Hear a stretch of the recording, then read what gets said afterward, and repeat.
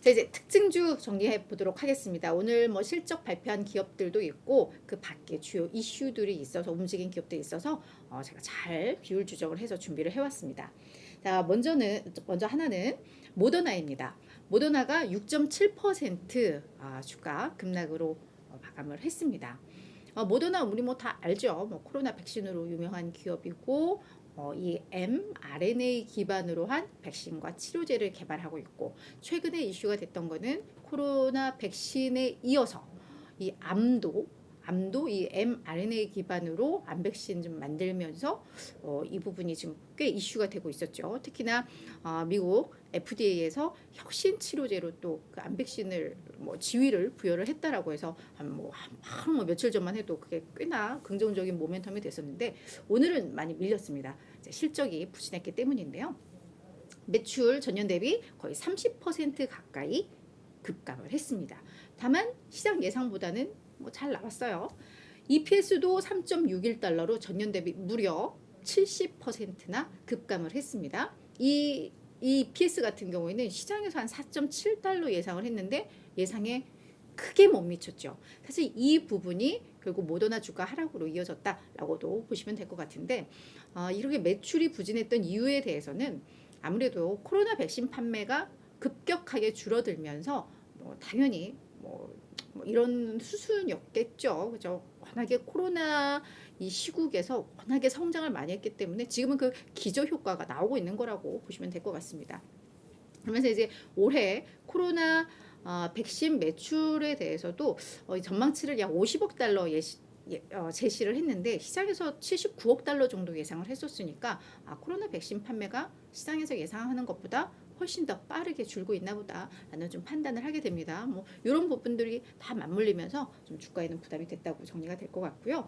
자, 두 번째 종목은 도미노 피자입니다. 도미노 피자 거의 12% 급락을 했는데요. 우리 다 알죠. 세계 최대 피자 체인 업체인데 실적이 매출액이 약간 좀 부진했고 앞으로의 그 목표치가 좀 실망스러웠습니다. 일단 매출은 예상 밑돌았고요. EPS는 대신에 시장 예상보다 훨씬 더 잘 나왔습니다. 그리고 분기 배당금도 이제 10% 인상, 소식도 나왔으니까 이런 정도인데 이렇게 10% 넘게 빠질 만했나? 라고 보면 될 텐데, 한 2, 3년간의 매출 성장률 목표치를 당초에는 한 6에서 10% 정도 제시를 했었는데 이걸 4에서 8로 낮췄습니다. 그리고 그 이유에 대해서도 도미노 피자가 이제 가격을 인상을 했었던 것 같아요. 아무래도 이 피자를 만드는 원재료 가격도 많이 올라갔고, 여기에다가 운임이라던가 도미노 피자는 배달 많이 하는 쪽이잖아요. 그러다 보니까 그런 운전자들의 인건비 이런 것들 막 이제 포함해가지고 가격을 올렸는데 이제 가격은 올랐습니다. 그리고 또 운전자가 부족하니까 바로바로 이런 대응이 안 돼요. 그러다 보니까 이런 부분들이 이 수요를 많이 흔들고 있다라고 이야기를 했습니다. 그래서 이제 매출 목표치를 낮춘 것도 이와 무관치 않은데요. 이런 부분들, 그러니까 앞으로 전망에 대한 부정적인 부분들이 아무래도 주가에는 더 크게 부정적으로 작용을 한 것으로 보입니다.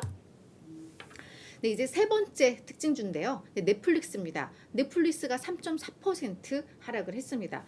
장중 낙폭보다는 그래도 좀 줄였어요. 넷플릭스 같은 경우에는 이슈가 하나가 또 있었습니다.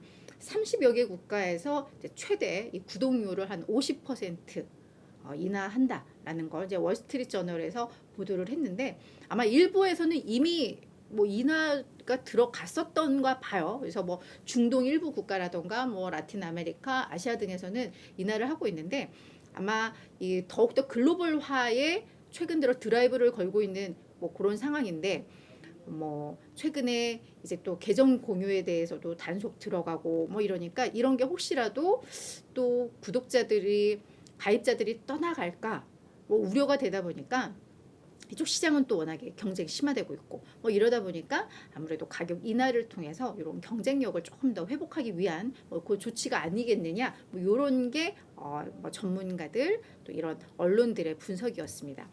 다만 이 가격 인하에는 미국이라던가 서유럽 등 이 각 가입자당 평균 매출이 높은 지역들, 이런 데서는 이게 해당 사항이 좀 없었거든요. 그러니까 아마 전반적으로 낮췄다기보다는 이 가격에 민감한 뭐 이런 계층들을 대상으로 한 서비스 가격이 좀 낮춰진 것 같아요. 그래서 넷플릭스에서는 이에 대한 뭐 구체적인 언급이 없었기 때문에 뭐 지금 30여 개 국가들에서 가격 인하가 들어가고 있다. 뭐 이 정도만 지금 확인이 됐습니다. 그래서 가격 인하 자체가 뭐 많은 것들을 또 시사를 하잖아요. 그래서 이제 주가에는 좀 부정적인 영향을 미쳤다. 뭐 이렇게 정리가 될 것 같고요. 자, 마지막 기업은 보잉입니다. 보잉은 정규장에서는 1% 상승으로 마감을 했는데 시간 외에서 거의 3% 가까이 하락을 하고 있거든요. 그 이유가 봤더니 787 드림라이너 제트기 인도가 이 항공기 인도가 또 중단됐다는 소식이 월스트리트 저널을 통해서 또 보도가 됐기 때문인데요.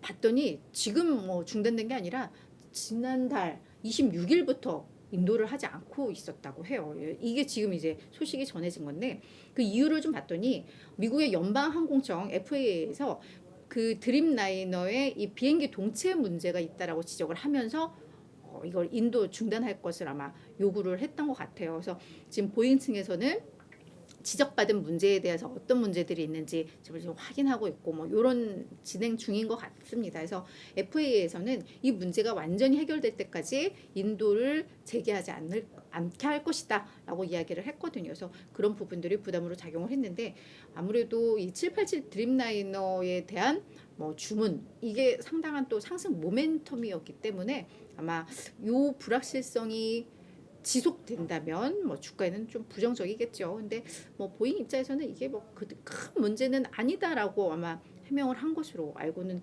있는데 요거는 좀 어떻게 해결되는지는 저희가 좀 봐야 될 것 같아요. 다만 인도 중단된 게 거의 한 달 거의 가까이 이어지고 있다라는 거 요거는 이제 팩트라는 거 요거는 저희가 또 알고 넘어가야 될 것 같습니다.